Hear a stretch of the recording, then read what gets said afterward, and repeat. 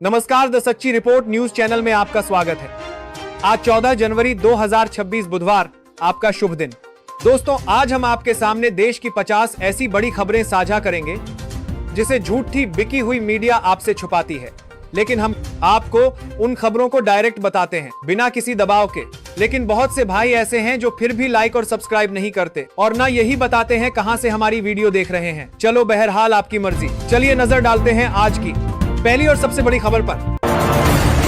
संजय सिंह ने संसद में मोदी की ऐसे पोल खोले कि मोदी जी के पसीने छूटने लगे। उन्होंने कहा, यह पूंजीपतियों की सरकार चल रही है, पूंजीपतियों की गुलामी करने वाली सरकार चल रही है। मोदी सरकार को एक सनक है, उसको यह सनक है, हमको अपने मित्र को अमीर बनाना है, हमको अपने मित्र को दुनिया का सबसे बड़ा अमीर बनाना है। पहले आप सुने, फिर इस पर विस्तार से बात करते हैं। ये पूंजीपतियों की सरकार चल रही है, पूंजीपतियों की गुलामी करने वाली सरकार चल रही है। मोदी सरकार को एक सनक है, उसको ये सनक है, हमको अपने मित्र को अमीर बनाना है, हमको अपने मित्र को दुनिया का सबसे बड़ा अमीर बनाना है। और मालूम है मान्यवर, उसको कितना कर्जा दिया इस सरकार ने? 2.5 लाख करोड़ रुपए, 2.5 लाख करोड़ रुपए मान्यवर, 2.5 लाख करोड़ रुपए। जीरो लगाते लगाते थक जाएंगे।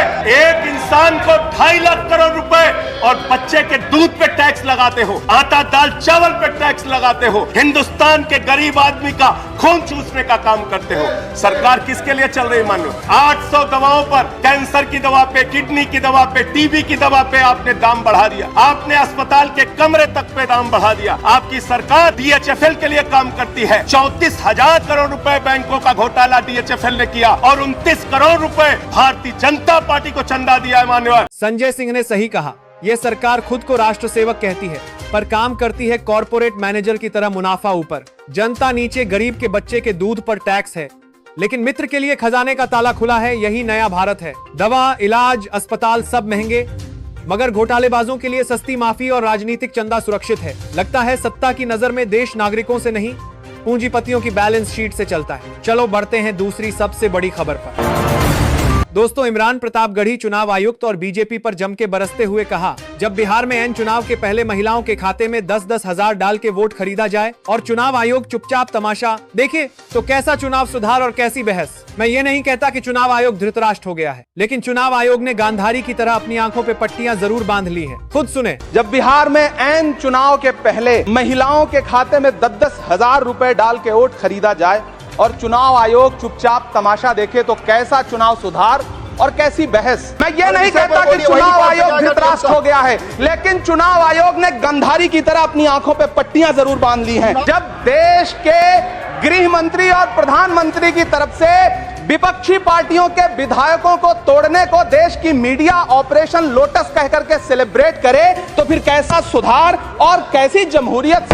सर, जब यूपी के मीरापुर उपचुनाव में वोट देने के लिए घर से निकली मुस्लिम महिलाओं के सामने पुलिस का इंस्पेक्टर रिवॉल्वर तान के वोट न देने की धमकी दे तो कैसा चुनाव सुधार और कैसी बहस। सत्ता पक्ष में भारतीय जनता पार्टी के अकाउंट में 10,000 करोड़ रुपए से ज्यादा पड़े हों और देश की सबसे बड़ी विपक्षी पार्टी के अकाउंट में तकरीबन 100 करोड़ रुपए पड़े हों तो फिर जमहूरियत जिंदाबाद का नारा सिर्फ और सिर्फ ढोंग नजर आता है। समंदर ये तेरी खामोशियां कुछ और कहती हैं, मगर साहिल पे टूटी कश्तियां कुछ और कहती हैं। दोस्तों, यह भाषण चुनावी निष्पक्षता पर गंभीर सवाल उठाता है और इलेक्शन कमीशन ऑफ इंडिया की भूमिका पर जवाबदेही की मांग करता है। वोट खरीद, डराने धमकाने और ऑपरेशन लोटस जैसे आरोप भारतीय जनता पार्टी की राजनीति पर तीखी बहस को जन्म देते हैं। कुल मिलाकर वक्ता का संदेश स्पष्ट है, असमान, संसाधन और भय के माहौल में जमहूरियत केवल नारा बनकर रह जाती है। चलो बढ़ते हैं अगली तीसरी खबर पर।